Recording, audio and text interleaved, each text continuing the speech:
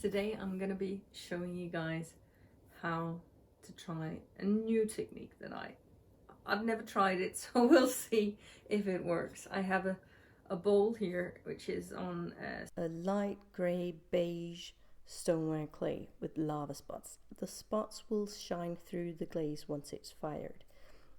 It's a really nice clay to work with. Clay, it broke off a piece. Instead of throwing it out, I might as well try something new. So we'll see. I'm gonna dip it in one glaze and then I'm gonna use these applicators. I'm gonna glaze it with a white glaze that has some effect in it, and then I'm gonna spray on a nice copper green, which I love, and we're gonna see how those two go together. So stay tuned. A little tip for how to glaze your pieces, or how to hold on to your pieces when you're dipping pieces where you don't have space to hold on, is to actually just use regular painter's tape. Just attach it to the bottom of your piece like so, and then you have this little handle that you can use. It's very simple, but it's very effective.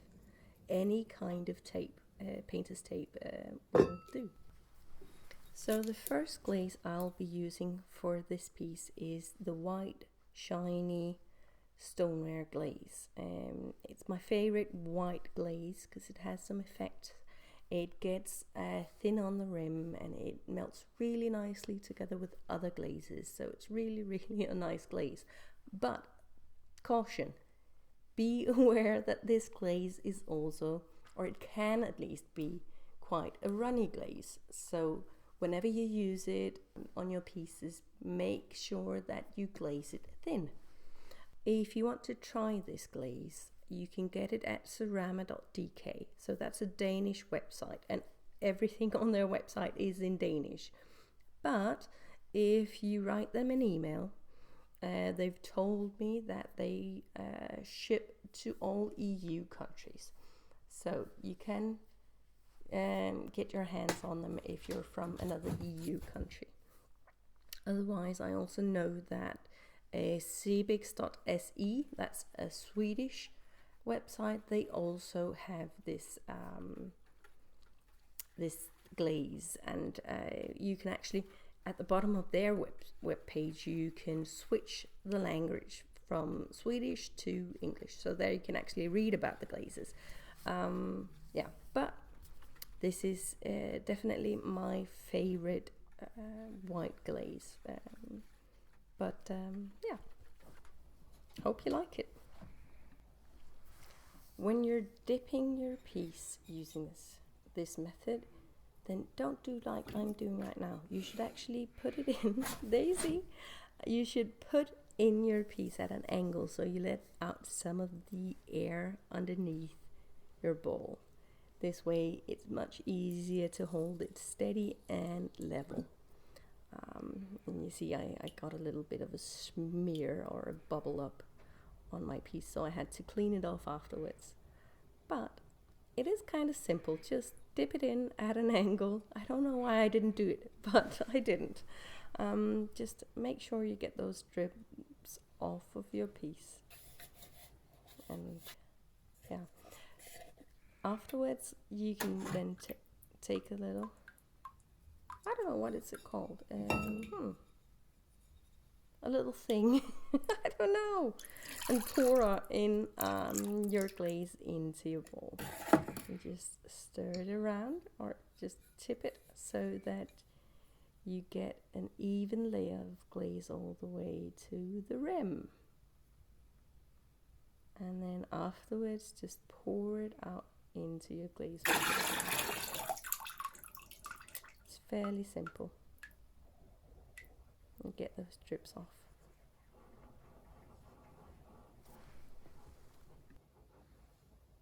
To make it easy for you guys to get started, if you get inspired or want to try some of the glazes that I use, I make these little slides so that you can see which glazes I use and where to get them. This one isn't a sponsored glaze at all. I bought it with my own money, but I just think it's nice to be able to share where I get it, so that it's much more easy for you guys to get going right away if you feel inspired. And as you can see, I listed the product number. I think this is the product number that is used no matter if you get it through my supplier or whether you Google and try to find someone else who has this glaze, depending on where you're from in the world.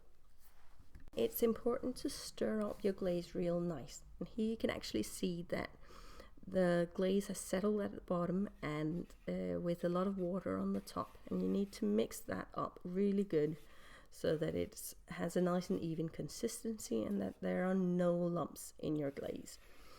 Some glazes, when they've been sitting for a while, you have all the powder at the bottom and it has settled really hard, and it's really hard to stir it up and get all the lumps out.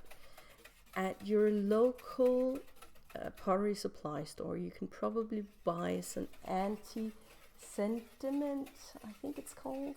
In Danish, it's anti-bundfælde, that's the word, that you can add to your glaze, and then it's easier to mix it up again after it's been sitting for a while. So the second glaze that I'll be using is the copper green. This is my favorite glaze of all. It's an amazing glaze, but be aware, just like the white glaze, this is also a runny glaze. So make sure to glaze it thin, otherwise it will run, and that would just be a shame. So it's the first time I'm using this one. I got it from Glaze, which is a Danish web store as well. And I was trying to do like some bows. I think maybe if I am to not do drips, then I need the glazes to be a little thicker than this. So I might try to do this design again with a brush-on glaze instead, because that's a little thicker. On the outside, I only glazed it with this white glaze, and afterwards I fired the whole piece to 1260 degrees Celsius to cone 7 to 8, and I can truly recommend making these before versus after photos. You don't need to cut them up like I do and put them side by side, but having photos where you can see how you glazed it and how the glaze was layered, etc., before it was fired, and being able to compare it to the actual piece that you have in your hands afterwards, that is just priceless. You can learn so much from looking at the before photos and the actual piece that you end up with. That's just a little tip. And as you can see, after the firing, all the speckles from the clay, they shine through the glaze and give these wonderful spots.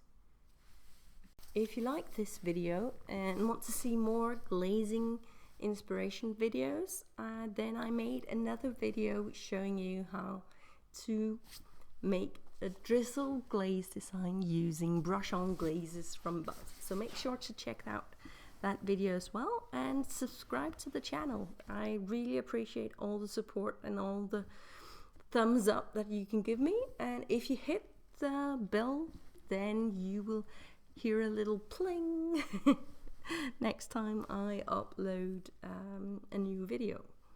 So make sure to do that. Thank you. Have a wonderful day. I hope you enjoyed this video. Bye bye.